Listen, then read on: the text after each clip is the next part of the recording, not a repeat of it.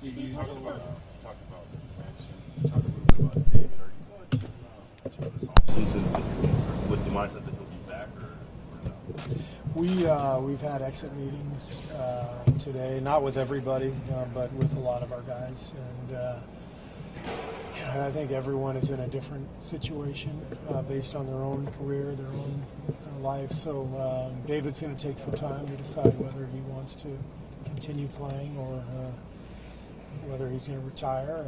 And we have to see how our roster shapes up during free agency with Patrick and Mooney and maybe some other potential free agents out there, including David, including Zaza, JaVale. I think the safe thing to say is that we're not going to have the same look next year in terms of having sort of 5 or 6 vets. I just mentioned we're going to be younger. We're going to have more youth, more energy to try to help us through the regular season. But it's impossible to predict exactly what the roster will look like right now. You talked about on the broadcast. You told Damian Jones after the game next year is your year or something to that effect. Was that specifically for him, or was that more of the Royal League, just the younger guys that you mentioned? Both, really. I mean, Damian has spent the last 2 years preparing for next year. That's the way I look at it. We knew he was going to be in Santa Cruz most of this year. He needed to play. We're not going to have a roster full of veteran players. As I said, we're going to have a lot of young guys. So I anticipate that we will start training camp with some great competition in camp. And Damian will be right in the mix in all that. And that's what I was referring to. Next year is a huge opportunity for him. How has the celebration been the past couple of days, and how different has it felt from the previous 2 celebrations? Muted.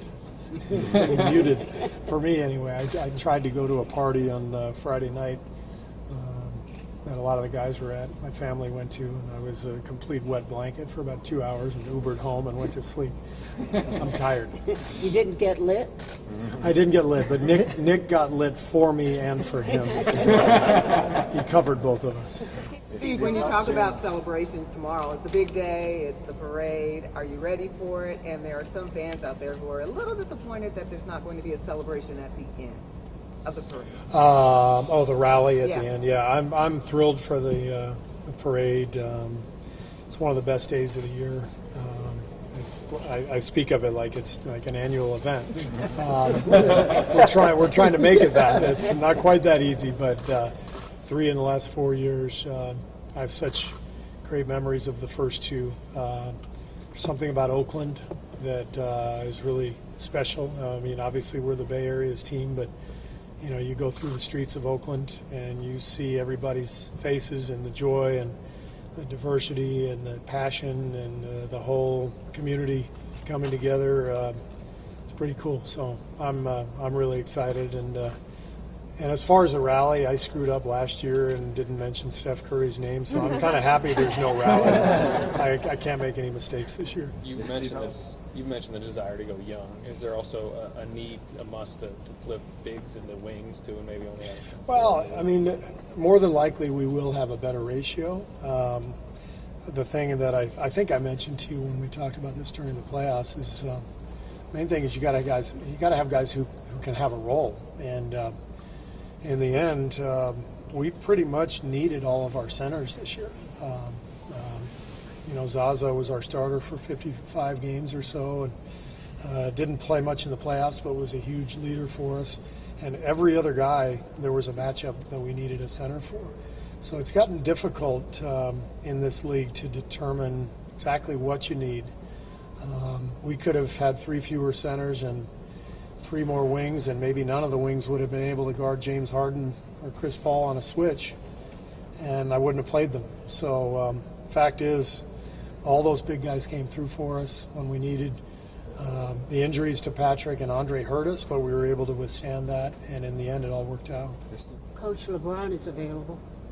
Yeah, that's not allowed to talk about that, that's for sure. You talk about the youth of the core.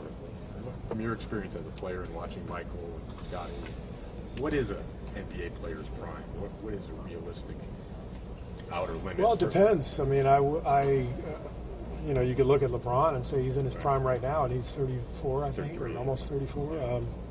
So it really depends. I think generally speaking, around 30, it's important for athletes to really take the next step. You know, before 30, you can eat Skittles and, you know, go play 40 minutes and nothing. And then all of a sudden 30 comes, is like, ooh, that wasn't a good idea, you know, and the body starts to hurt a little bit more. And I think that it's important for Kevin, Steph, Clay, Draymond, and I know they're already doing this, but it's important for them to take the big picture over the next 3, 4, 5 years and do everything possible to extend their primes, because it does take more work as you go. Is that it? Crucial is that 28th overall pick to hit on somebody that can maybe help next year. Well, yeah, it's big for us because we just don't have a lot of vehicles to add players as far as financial or cap space or even the non-taxpayer mid-level things that you'd normally have. We don't have. We do have a draft pick, and so we're looking for a guy that can play, which is a little unusual. We're going to need to have guys that can go out there and give us minutes. Who that guy will be, I don't really know, but I think every team tries to get every pick right. Maybe there's more pressure if you know that guy's going to be needed. So we'll see. I think we've bought second-round picks. We've seen guys in the rotation, so hopefully we can. You know, our scouts, Larry Harris, who leads that, does a great job of identifying a group of guys, and hopefully one of them that we like will be there. Bob, Joe was saying earlier in the game about wanting to extend Draymond and Clay for obvious reasons, but how imminent do you sense that happening in the conversations? Imminent, not today, not tomorrow. But yeah, sure. Guys have proven that they can win, so you want to keep that group together. I have no idea how that'll play out. It's a lot of different conversations that have to take place, and if that's something that we want to look into, I'm sure we can have those. Both of them. Clay's got another year. Draymond's got 2 more. Kevin's really the free agent we have to focus on. I think that'll go fine. So when we get to that point, hopefully we can all collaborate and do what makes sense for us and them and respect what they've done. You mentioned has obviously kind of made it clear that he plans to come back, but how about the length of the contract? How big of a negotiation point do you think that'll be? Whatever he wants. Sometimes you don't negotiate. It's your desire to get it as... Yeah, I mean, I'd love to have him for 10 years. But Kevin Durant, look what he did for us last year. I mean, he did us a great service, so he's earned the right to sign whatever deal he wants, and I just want him to sign a deal. But want him to be happy and want him to know that we want him as long as he wants to be here. He's earned that to kind of lay out the terms. Do you just smack max years, max money on the table and say you decide? Whatever he wants. Now, you know, he can do whatever he wants. I mean, he's, like I said, that shouldn't be a long negotiation. But our goal, to be honest, is to try to keep the whole thing together.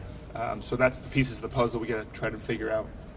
Bob, obviously the marketplace is always a factor in free agency, but just when you're looking at players, how they perform this season, how they kind of fit in what your vision is, what do you make of the pending free agents with McCall, Looney, McGee, Zaza, and David West? Yeah, this market will be different for a variety of reasons. I don't know. I mean, I don't really. Usually, when you attempt to predict free agency and what the value of each player is, you're often wrong. I mean, there's certain guys you can peg and have an idea of their value, but it takes one team sometimes.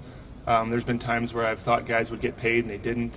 Thought guys wouldn't and they did. I experienced that as an agent. Sometimes you're pleasantly surprised. Sometimes you're sitting there at the end of July and you were the second choice of 4 teams and now you're staring at a less than market deal. So, what we do is on our side is target the positions we need, look at our resources, look at our total financial picture, and make the best choices. But you never really get exactly what you want. And so you just have to be fluid. You have to understand there's going to be a lot of different variables and do your best. Bob, you were obviously candid about Kevin's impact a few months ago. I mean, he's only been here for half of this 4-year run. How much did your team change? How much did the vibe, the texture of the team change 2 years ago when he got here? We got a lot more talented. I've said this before, wherever Kevin went was going to benefit. 1, because of his talent, 2, because of his kind of selflessness. He fit in, never needed to be anything more than just a teammate. And the beauty of that is he ends up with a couple Finals MVPs. I don't think he chased those awards. I don't think he pounded his chest, and I think he just all along wanted to be a part of something, and specifically us, and that's why I think he made the leap to come. But I think the thing that he enjoys the most, and we benefit from, is he's just a good guy, and he likes playing for Steve. He likes playing with his teammates, and you don't get to play in the NBA that long. And for a guy like him, I'm sure he wants to and wanted to put his best years in a place and hopefully succeed. And it's actually working out for him. And we're the beneficiaries of having a wonderful player. Our fans, just forget about winning or losing. Just getting to watch him play, watch Steph Curry, watch all our guys. It's a real treat. I mean, it's a treat for our community. What did it mean to have KD get out in front of it and say, I plan on returning, get out in front of it and tell you that? Yeah, I mean, it's better than him saying he's not coming back. No, I don't know. Maybe I'm naive, but I never felt like he was leaving. I got asked that question a lot, which I was a little surprised, but I thought he was happy. I'm glad he said that. We want him to be happy. But yeah, I felt validation, however you hear it, is good. But I think he's enjoyed his time here, and certainly it's been great for us and great for him. Hopefully we can keep it going.